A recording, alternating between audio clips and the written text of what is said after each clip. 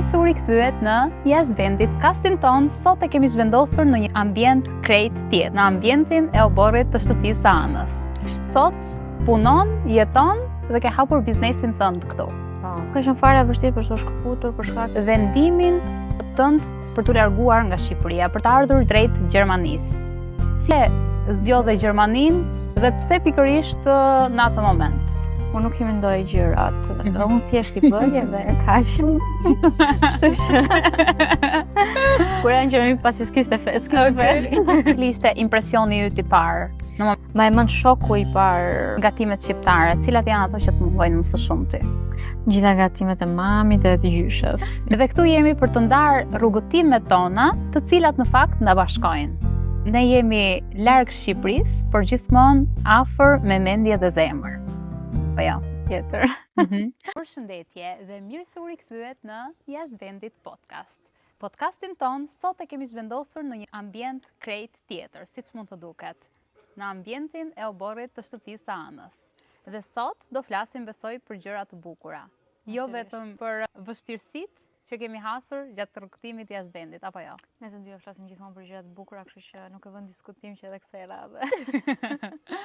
Atëherë, besoj që paraprakisht e morëm një background të bisedës tonë, se si do jetë biseda jonë. Ana është nga Vlora, më pa aty ka lindur dhe është rritur. Më pas është vendosur drejt Gjermanisë për universitetin, apo jo? Për studimet e larta. Dhe aktualisht sot punon, jeton dhe ke hapur biznesin tënd këtu. Po, kështu është. Po, para se të fillosh na tregosh për biznesin, për jetën këtu, do na tregosh pak për vendimin tënd për t'u larguar nga Shqipëria, për të ardhur drejt Gjermanisë. Si ishte ky vendim? Kur e morë vendimin? Pse zgjodhe Gjermaninë dhe pse pikërisht në atë moment? Po më sjell shumë kohë pas, duket sikur ajo kohë është shumë vite përpara, po është disa vite, po jo aq shumë. Edhe është një vendim që nuk u mor nga unë, po u mor nga imat. Dhe duke qenë se gjithmonë e kam dëgjuar, ishte një gjë që ai tha, Ana, kam dëshirë që ti të studiosh jashtë vendit, meqense se unë edhe në kohën e gjimnazit tim, si thua, kam pasur një mesatare goxha të mirë. Ai kishte dëshirë që unë të vazhdoja karrierën time diku ku ka më shumë mundësi dhe prandaj ishte vendimi i atij bashkë me mua tani që unë të largohem drejt Gjermanisë dhe ja ku jemi sot. Si ishte largimi yt nga Shqipëria? Ishte e vështirë për të shkëputur dhe si e gjete veten këtu në Gjermani? Nuk ka qenë fare e vështirë për të shkëputur për shkakun sepse unë kam një veçori time që unë nuk i mendoj gjërat. Unë thjesht i bëj edhe kaq. Kështu që Ke tingëllon pak të ditshëm të thuash se nuk i mendoj gjërat. Disa gjëra të paktën. Nga bisedat tona, në fakt, po flas bisedat tona private, duket pak ndryshe që i mendon pak gjatë gjërat. Por e kupton për si kisha. E kupton si kisha. Atë nuk e kam menduar sinqerisht, thjesht kam menduar, wow, do iki edhe më pret një jetë shumë e bukur, edhe kështu ishte vendimi dhe thjesht u nisa. Mbaj mend që jam nisur në ditën e fundit, në provimin tim të fundit në gjimnaz. Thjesht kam mbaruar provimin dhe jam nisur direkt me timat për në Gjermani. Direkt pas provimit? Direkt pas provimit. Domethënë, festën e provimit e bërë në Gjermani? Nuk kam fare festë. Kur janë Gjermani pasi s'kishte festë. Po. Pastaj kur erdhe në Gjermani, cili ishte impresioni yt i parë në momentin që ti u zhvendose këtu? Ma e mend shoku i parë që unë kam hasur ishte koha, kjo... Shoku, mendova se një mik. Jo, kisha fjalën për habin e parë që unë përjetova, ishte moti, i cili ishte me shi, dhe unë kisha ardhur me, si që ishim në Shqipëri, temperaturat ishin 40 gradë Celsius, unë kisha ardhur me të shkurtra dhe këtu gjëja e parë që bëra, shkova bleva një xhaketë. Edhe ishte kjo e para, por dhe çdo gjë më duke ndryshe, sepse ishte hera ime e parë që unë lija Shqipërinë. Edhe ky gjelbërimi, stili komplet tjetër i ndërtesave, i lagjeve, i qytetit, ishte për mua thjesht një wow. Ngado që ktheja kokën në çdo cep, ishte për mua wow. Ishte impresion pozitiv? Ishte diçka e re, isha thjesht shumë emocionuar për gjërat që më prisnin. Kjo është mos e sigur. Pastaj isha akoma në ajër si thua, nuk e kisha realizuar sepse çdo gjë ndodhi shumë shpejt. Vendimi që unë të vija në Gjermani ishte hapë mbyll syt. Prandaj thash që nuk ishte shumë i menduar se thjesht Tani e kuptoj. po pra, ishte thjesht ka qenë një vendim i marrë shumë shpejt. E hasur vështirësi më pas, pasi je ambientuar ose vetë dijesuar për vendimin tënd? Po, normalisht, sa herë më ka shkuar në mendje të lë çdo gjë Edhe të ti kthehem dhe t'iki. Madje mos marr asnjë gjë, thjesht iki. Jo, sinqerisht shumë herë, sepse ka më hasur shumë vështirësi koha atëre, domethënë para 10 vitesh, pothuajse ka qenë shumë ndryshe se ç'është tani. Mundësitë ishin shumë më të tjera. Dhe prandaj ishte vështirë që të përshtatesha me të gjitha gjërat dhe për më tepër për faktin që unë nuk isha mësuar t'i bëja gjërat vetëm, edhe isha si një zog, thua që sapo doli nga veza dhe direkt e hodhën ujë të ftohtë dhe aty duhet ndish notin, si thua. Dhe kjo ishte ajo vështirësia që unë hasa, që çdo gjë, sidomos me letrat që kanë këta, birokracinë që kanë këta, është një gjë komplet tjetër, s'ka lidhje fare me Shqipërinë, shumë veta do ma kuptojnë këtë që po them, sepse nuk kanë fund. Dhe normale dhe gjua, sepse nuk e dija, por si fillim kisha anglishtën, shëqyr zotit, edhe pse këta nuk e preferojnë shumë anglishtën, ajo më ka ndihmuar në shumë gjëra. Po ashtu kam pasur edhe njerëz të afërt, të cilët më kanë ndihmuar sadopak, por më kanë ndihmuar në vazhdimsinë time. Derisa unë e stabilizova pastaj. Nëse do i jepnim një këshill atyre të rinjve të cilët të dëshirojnë, e kanë ëndër dhe ata si ty të vazhdojnë studimet jashtë Shqipërisë dhe më saktë në Gjermani. Cila do ishin disa këshilla ose element, gjëra që duhet i kem parasysh para se të vinë në Gjermani? 2-3 pika për shembull ku gjë që më do thoja është që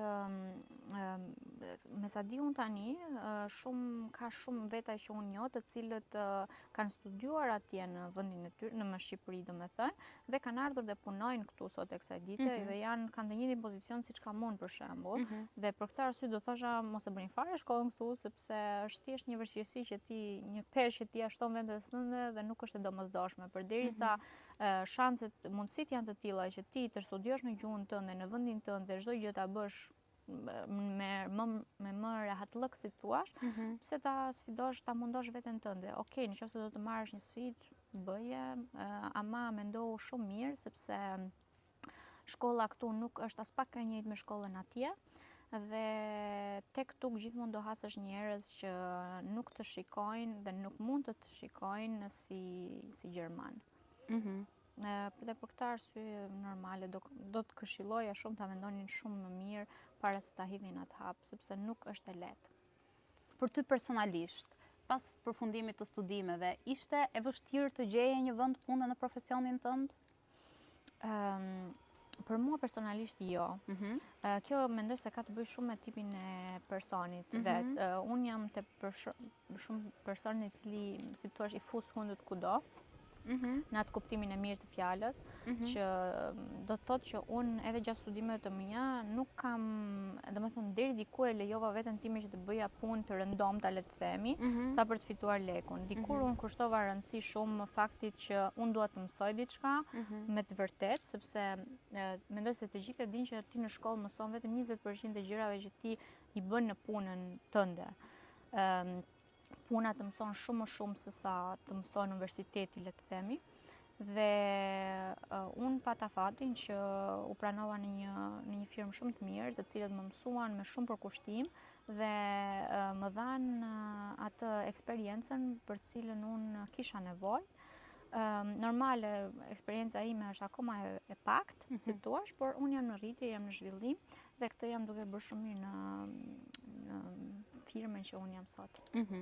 Paralelisht me punën, ti ndjek edhe pasionet e tua, të cilat janë organizimi i eventeve, tortat e shijshme, të cilat unë i kam provuar dhe janë më të mirat që unë kam provuar ndonjëherë këtu në Gjermani. Paralelisht ndjek edhe pasionin tënd për make-upin. Dhe këtë nuk e bën thjesht në shtëpi shumë këtë. Jo, këto janë pasione, domethënë të Po. cilat ti i ke përkthyera në një farë forme në profesione, po themi. Ose her pas here ti i merr pak më seriozisht, jo thjesht si hobi, dhe punon edhe në një studio make-upi, po themi. Në fillim, do na tregosh pak se si lindi ideja e biznesit? Po. Ideja e biznesit nuk është pasion, si e përktheve ti, domethënë pasionin tënd për organizimin e eventeve dhe bërjes së tortave në një biznes? Shiko, të gjitha këto fillojnë, mendoj unë, të paktën këto gjëra që unë kam pasur, fillojnë me në rrethin familjar. Gjithmonë spikatet ai personi i cili e ka një sy ose një dorë për të tilla gjëra. Për shembull, për rastin e make-upit, që unë e kam i qef, ka nisur me pikturën kur unë kam qenë fëmijë dhe pastaj vazhdoj me make-upin dhe gjithmonë në këto dasmat familjare unë isha ajo që isha parokierja e shtëpisë dhe bëja me shumë dashuri këtë pjesë. Dhe pastaj dikur të del nami, thonë. Dhe vazhdova në shoqëri, në për miq të afërt, edhe kështu hapet fjala, domethënë nga njëri te tjetri. Dhe kur e ke me qef, pse jo. Por pjesa e make-upit është një gjë që unë e bëj pak më rrallë, edhe në studio e bëj thjesht në bazë të porosive, si të thuash. Unë më thrasin sa herë që ka nevojë për mua. Edhe është okay kështu, sepse unë nuk kam aq shumë kohë sa të përkushtojmë të gjitha pasioneve të mia. Pjesën time më të madhe të kohës e marrin eventet, po edhe kjo në një dozë të pakët, le të themi, sepse puna në firëm është një punë pjesë më të madhe të kohës. Pjesë më të madhe të kohës dhe unë nuk kam kohë mjaftueshëm që të përkushtohem biznesit ose pasionit tim aq sa dua unë. Megjithatë, unë asnjëherë nuk i kam kursyer ato idetë e mia, si të thuash, dhe gjithmonë sa kam mundur i kam realizuar në rastin e parë. Edhe me eventet ka lindur nga dëshira thjesht e familjarëve si fillim dhe pastaj kam thënë, okay, pse jo mos ta zhvilloj, dhe ndoshta dikur ta bëj aq të madhe sa unë ndërroj, por asnjëherë nuk i dihet, unë nuk bëj plane fikse, sepse gjithmonë më ka dalë ndryshe, po. Dhe kështu që them, jam shumë e hapur për çdo që më sjell jeta dhe inshallah vetëm të mira. Ta uroj dhe unë. Faleminderit edhe ty. Në menaxhimin e të gjitha këtyre, menaxhimin e punës, menaxhimin e biznesit tënd dhe pasioneve të tua, po edhe kohës së lirë për të kaluar me familjarët ose me miqt. Si arrin ta menaxhosh kohën? Dhe do thosha, pyetja do ishte, për këtë a të ka ndikuar, të ka ndihmuar më shumë mësimet nga familja, duke qenë se mamat tona na kanë mësuar të bëjmë 100 punë në të njëjtën kohë, apo të ka ndihmuar më shumë disiplina gjermane? Të dyja. Unë fatmirësisht të dy prindrit i kam shumë punëtor, faleminderit Zotit, dhe kam marr pak nga ata, që të pjesën shumë punëtor. Pjesa tjetër që mua më ka mësuar Gjermania dhe që prap jam shumë falenderuese, është disiplina dhe organizimi që është numër 1.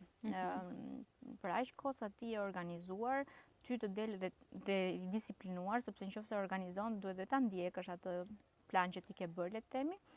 Dhe këto kanë qenë, kjo është një ndërlidhje që është bërë, që e kam bërë unë, organizimi dhe disiplina, që mua më del koha për pak nga të gjitha.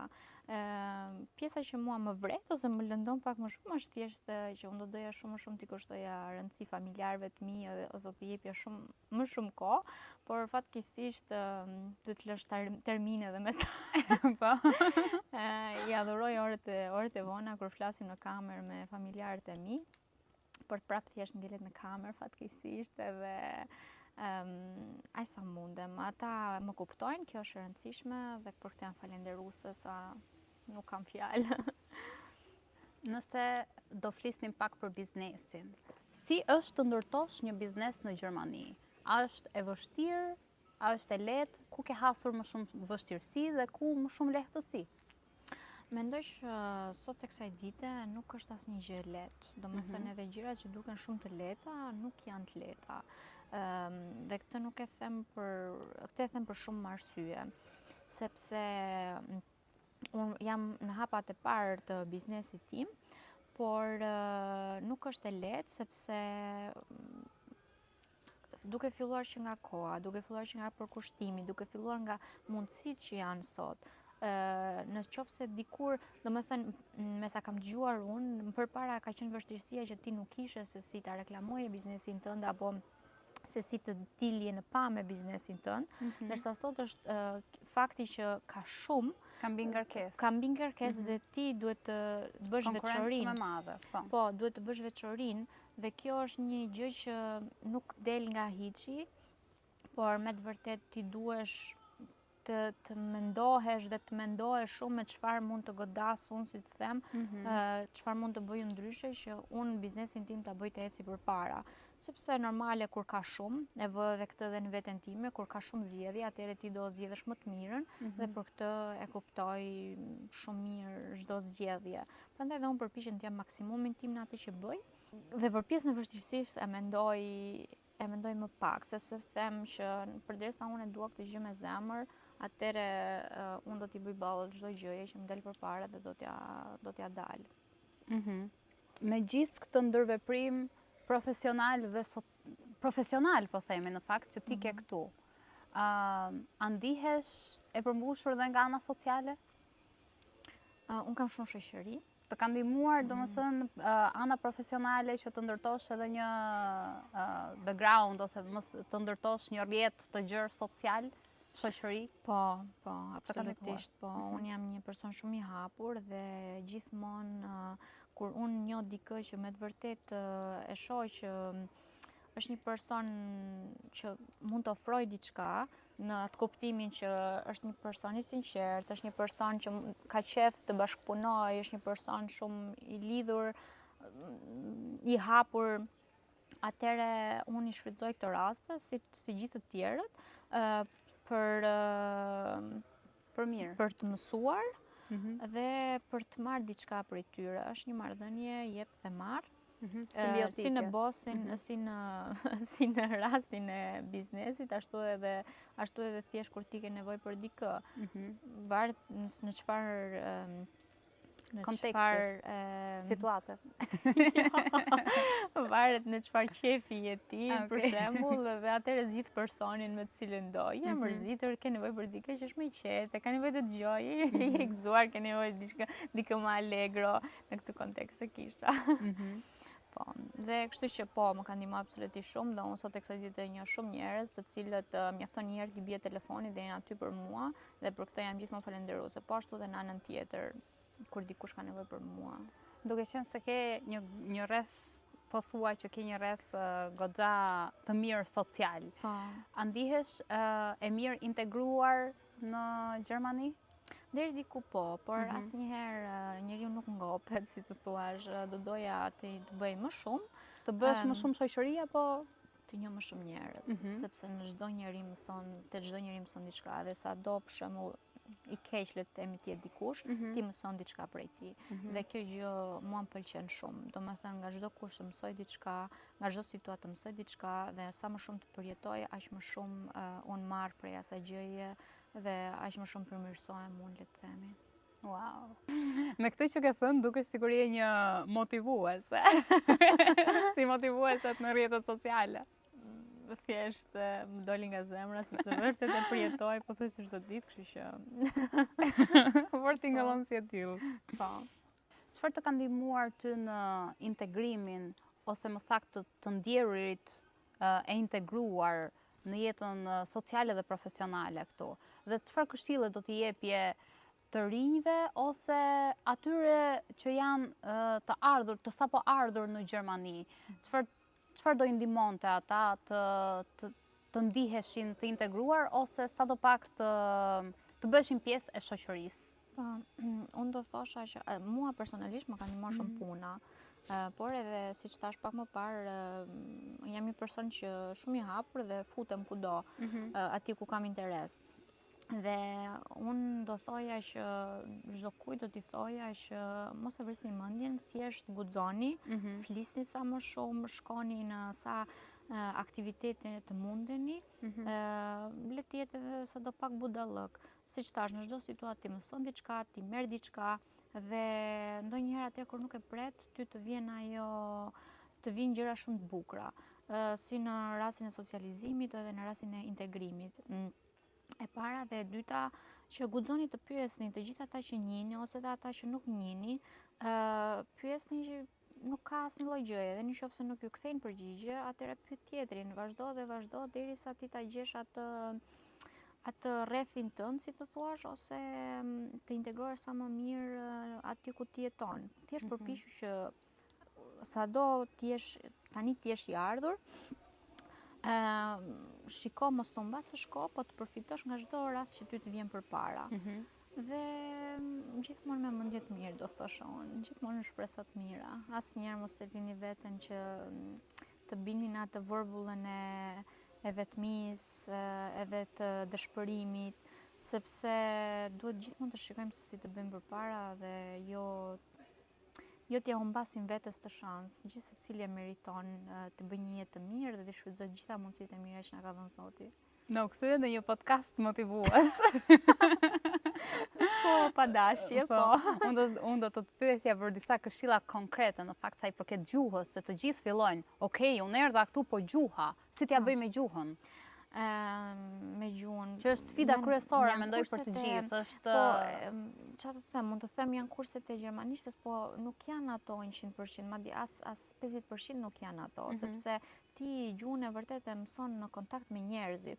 Unë do ju këshilloja shumë të gjithëve që të zinin një vend punës, sido që t'jetë mini job ose kudo që të munden, mos e gjeni veten ose të shikoni rehatlikun, sepse unë e di që ka shumë firma shqiptarë që ofrojnë punë, edhe duan të punojnë vetëm se për shembull nuk e din gjuhën, dhe po shkojnë për kollaj të punojnë diku thjesht të fitojnë lekun. Më mirë të dalin nga ajo zona e komfortit, edhe të shkojnë të flasin me gjerman edhe me të tjerë, dhe aty do filloj edhe kontakti, sado në fillim është shumë e bezdishme, e di shumë mirë dhe është një sfidë e vërtet, ama më vonë e bëre përmirësimet edhe ke qef të vazhdosh të bësh përpara. Dhe kështu fillon ajo me hapa të vogla. Duke qenë se në aspektin profesional, personal, dhe pasione, dhe plot pasione dhe kreativitet. A e mendon ndonjëherë kthimin në Shqipëri? E mendoj, unë e dua shumë Shqipërinë, jo vetëm për bukurinë që ka, por arsye më kryesore janë prindrit e mi. Unë për shkak të atyre, ata normalisht sa vinë mosha kalon, dhe unë do doja shumë që t'isha pranë atyre, ashtu siç ata kanë qenë pranë meje në momentin që unë nuk mundja të vazhdoja vetëm. Unë do doja shumë që t'isha krah prindërve të mi, në momentin që ata kanë më shumë nevojë për fëmijët e tyre. Po, edhe Shqipëria është një vend drejt zhvillimit dhe biznes, ku ka më mirë t'i bësh eventet e tua në mes shqiptarëve që kanë aq shumë harmoni dhe allegro midis vetes. Kështu që pse jo, nëse mua më vjen ose shikojnë mundësinë e parë më të mirë që vjen në Shqipëri, atëherë po, me shumë dëshirë dhe kënaqësi do kthehesha. Do kalojmë pak tani në një situatë tjetër, po them në segmentin fanit të bisedës tonë. Ti do zgjedhësh njërën, ose njërën o tjetrën, unë do të pyetjen dhe ti do thuash e para ose e dyta. Okej? Atëherë, kafe shqiptare apo cappuccino gjermane? Kafe shqiptare. Vlora në gusht apo Hanoveri në dimër? Vlora, në gusht. Ndoshta e në korrikë. Ndoshta edhe në korrikë. Më e vështirë të bësh penelin perfekt apo të transportosh një tortë trekatëse në makinë? Penelin perfekt. Është më e vështirë penelin se sa torta? Po, sinqerisht po. Edhe e fundit, event për dasmor shqiptar apo baby shower për gjermanët? Të dyja, nuk mund t'i ndaj, të dyja. Gjermanët kanë një gjë që janë shumë thjeshtë, ndërsa shqiptarët e bëjnë dasmën magjike, thjesht me atmosferën që krijojnë, prandaj të dyja. Kush ta bën më të thjeshtë dhe më të vështirë punën? Kush janë më të thjeshtë si klient dhe kush janë më të vështirët? Në rastin e klientëve, okej. Klientët e thjeshtë janë ata që kanë një ide të qartë dhe kërkojnë nga ti, unë kam këtë ide, dua këtë gjë, dhe ti përpiqesh që t'u plotësosh normalisht, për aq se ndonjëherë ka dhe dëshira që janë të realizueshme, por janë të qetë dhe janë bashkëpunues me ty. Këta janë klientët më të mirë. Pastaj kanë klienti më të vështirë janë klientët që ndryshojnë mendje çdo 2 ditë. Domethënë që njëherë vin me një ide, pastaj pas 2 ditësh jo po e dua ashtu, jo po e dua ashtu dhe në fund ditës po, si jo. Edhe pastaj në fund ditës pasi bëhet eventi, kanë gjithmonë diçka për të korrigjuar, por unë e them gjithmonë edhe sidomos për gjithë ata që bëjnë këtë që bëj unë, gjithmonë përpiqeni që ato ankesat e klientit të jenë gjatë eventit, që ti të kesh mundësi t'i rregullosh dhe jo pas eventit pasi ka mbaruar gjithë gjëja, sepse aty nuk mund të bësh më asnjë gjë, ajo që u bë dhe mbaroi më. Dhe një pyetje tjetër që më lindi tani, nuk e bëra dot më parë, është klientët e tu janë më së shumti të huaj, shqiptar apo gjerman? Të huaj kisha fjalën për nacionalitete të ndryshme. Kam pasur edhe nacionalitetet ndryshme në fakt, por në fakt janë të përzierë, më shumë janë shqiptar, ama ka dhe gjerman edhe kam pasur edhe italian ose nga India, kam pasur, janë varet domethënë shumë nga personi dhe nuk e kushtoj rëndësia është gjermana, shqiptara, është në një nacionalitet tjetër se varet shumë nga personi se cili është. Nëse do të pyesja për Gjermaninë, cilat janë 3 gjëra që të pëlqejnë këtu në Gjermani? Pëlqen korrektësia, pëlqen organizimi që këta kanë, pëlqen edhe ndonjëherë klima. Ndonjëherë klima. Po, këto janë 3 gjëra që... Po, vende? Vende? Po, kam pasur fatin të shkoj shumë vende në Gjermani, por më duket se Gjermania të njëjtin stil ka, nga ato të vesh njëjtin stil ka, me shumë pak ndryshime. Mua më pëlqen Hanoveri se nuk është shumë i madh, por nuk është as shumë i vogël.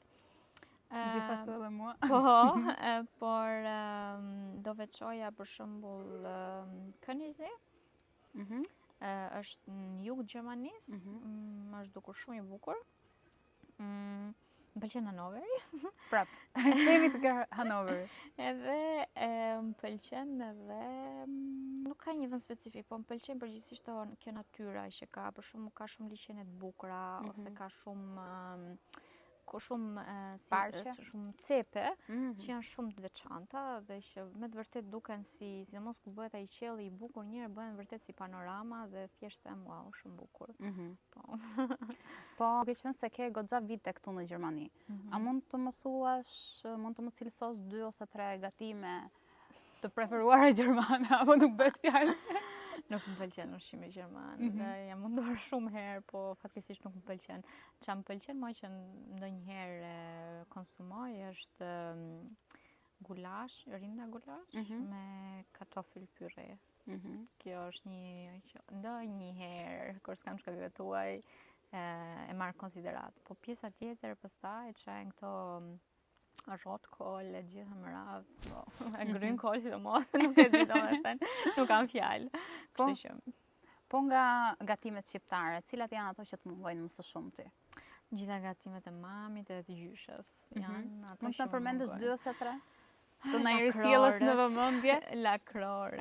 Lakrorët që ato bëjnë, byreku me kungull, tava me patërgjan, fasulet, to janë, ka shumë gjëra, si madje edhe sallata që bëj me trangujt edhe me domatet e shtëpisë, ka një shije më vete. Kështu që nuk i veçoj dot asnjë se është thjesht ai ushqimi, është ajo aroma e shtëpisë të gjitha që më sjell në mendje. Prandaj i dua ato gjëra, se normal jam rritur me to. Ti e pive të gjitha? Po, ti s'ke pirë fare. Po. Atëherë, le të bëjmë një gëzuar, me që se ti e pive të gjithat. Gëzuar. Edhe ishte një bisedë shumë e këndshme. Të falenderoj shumë. Shpresoj që zëri yt të ke dalë pak më lart, se ke folur me një zë shumë të butë, shumë të qetë, dhe na është dukur si një bisedë mes ne të dyja. Po, por një bisedë motivuese. ose nga ato Për një bisedat moment harruam kamerën. nga ato bisedat relaksuese, i ke Po. parasysh bisedat në YouTube Po, ose po, ato po. videot në YouTube me qëllim relaksimi dhe Kjo ti. është edhe falteje, sepse me të vërtet dhuron një qetësi dhe për këtë të komplimentoj. Më pëlqen shumë, të uroj shumë suksese në këtë gjë edhe jam e sigurt që dikur do të shkoj shumë lart. Faleminderit. E vlerësoj shumë që e thua. Faleminderit. Edhe e vlerësoj shumë edhe çiltërsinë tënde dhe gatishmërinë dhe natyrshmërinë tënde në këtë gjë dhe të uroj shumë suksese në çdo projekt tëndin dhe në çdo gjë që ti bën. Unë kam shumë besim tek ty. E kam provuar tortën tënde se si është. Dhe eventet e tua janë vërtet shumë të bukura dhe shpresoj që një ditë biznesi yt të jetë të kapësh maja. Jo, biznesi yt të jetë në atë lartësi që ti dëshiron. Faleminderit shumë, unë të uroj të njëjtën gjë. Edhe unë jam e sigurt që çdo gjë që bëhet me zemër del me sukses. Kështu që gëzuar edhe një për suksesin. Gëzuar edhe faleminderit. Atëherë faleminderit që ishit prezent në këtë bisedë tonën, në këtë bisedë pranë zjarrit. Shpresoj që ta keni ndjerë dhe ju ngrohtësinë e kësaj bisede. Dhe ne jemi larg Shqipërisë, por gjithmonë afër me mendje dhe zemër. Po ja, tjetër. Dhe këtu jemi për të ndarë rrugëtimet tona, të cilat në fakt na bashkojnë. Atëherë gëzuar deri në episodin tjetër.